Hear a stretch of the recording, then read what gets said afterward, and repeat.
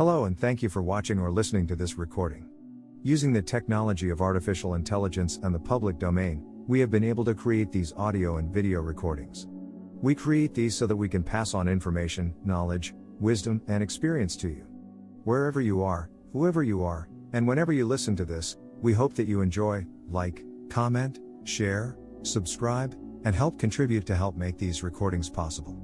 This is your life. This is your time.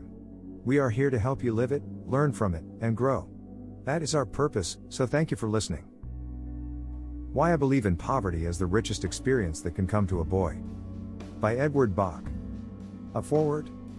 The article in this little book was published in the Ladies' Home Journal for April 1915. Much to the surprise of the author, the call for copies was so insistent as to exhaust the edition of the magazine containing it. As the demand did not appear to be supplied, the article is now reprinted in this form. It is sent out with the hope of the author that it may still further fulfill its mission of giving the stimulant of encouragement wherever it is needed. E.B. October 1915. Why I Believe in Poverty as the Richest Experience That Can Come to a Boy. I make my living trying to edit the Ladies' Home Journal. And because the public has been most generous in its acceptance of that periodical, a share of that success has logically come to me.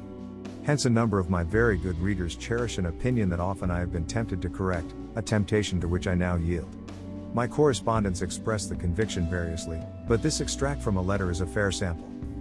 It is all very easy for you to preach economy to us when you do not know the necessity for it, to tell us how, as for example in my own case, we must live within my husband's income of $800 a year, when you have never known what it is to live on less than thousands.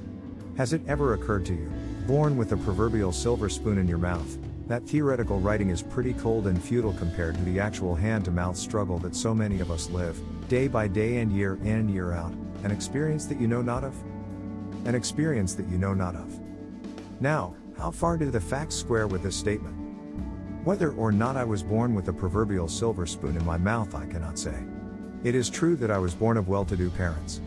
But when I was 6 years old my father lost all his means, and faced life at 45, in a strange country, without even necessaries. There are men and their wives who know what that means, for a man to try to come back at 45, and in a strange country.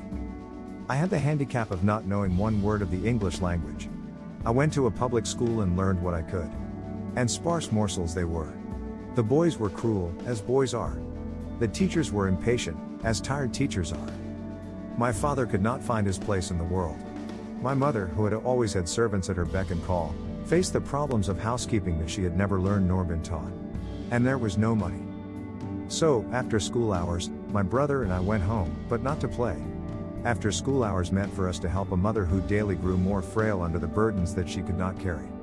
Not for days, but for years, we two boys got up in the gray cold winter dawn when the bed feels so snug and warm to growing boys, and we sifted the cold ashes of the day before fire for a stray lump or two of unburned coal, and with what we had or could find we made the fire and warmed up the room. Then we set the table for the scant breakfast, went to school, and directly after school we washed the dishes, swept and scrubbed the floors.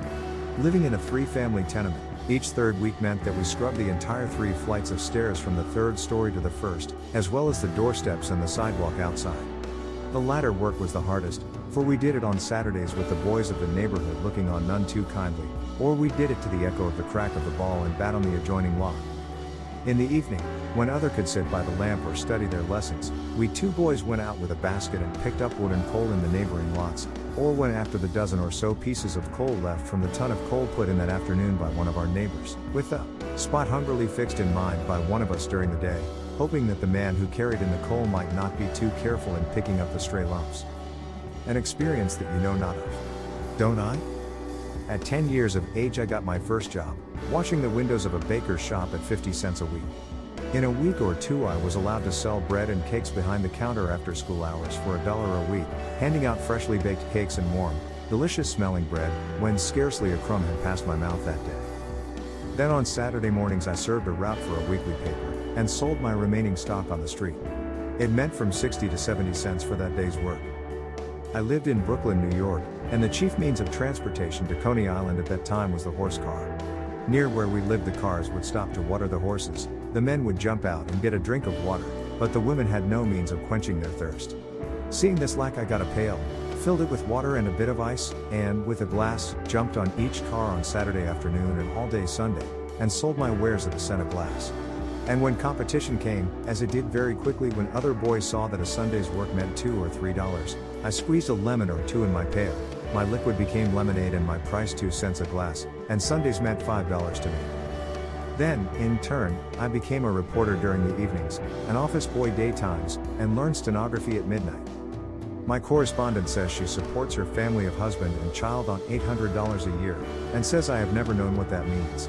I supported a family of 3 on $6.25 a week, less than one half of her yearly income. When my brother and I, combined, brought in $800 a year, we felt rich.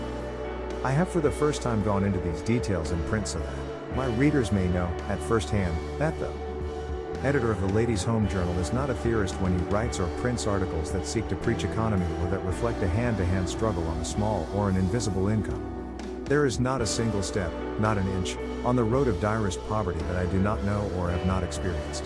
And, having experienced every thought, every feeling, and every hardship that come to those who travel the road, I say today that I rejoice with every boy who is going through the same experiences.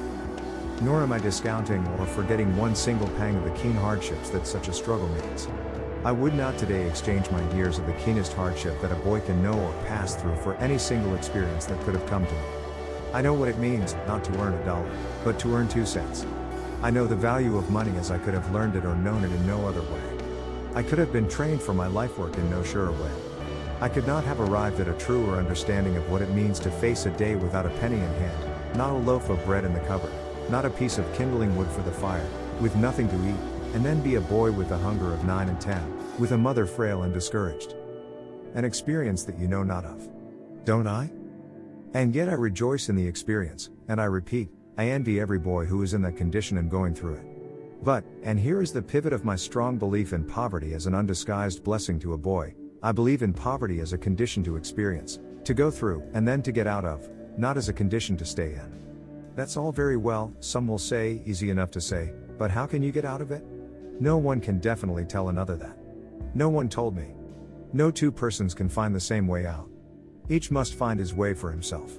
That depends on the boy. I was determined to get out of poverty because my mother was not born in it, could not stand it, and did not belong in it. This gave me the first essential, a purpose. Then I backed up the purpose with effort and a willingness to work, and to work at anything that came my way, no matter what it was, so long as it meant the way out.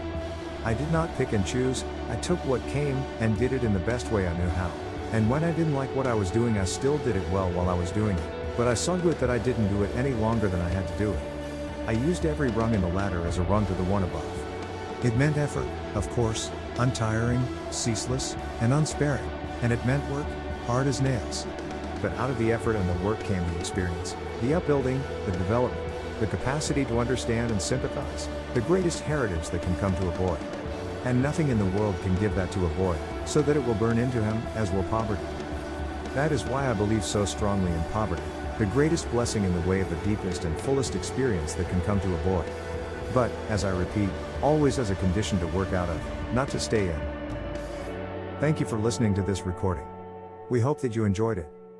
Don't forget to like, comment, subscribe, share and contribute. This helps us put more resources into these recordings. Have a great day.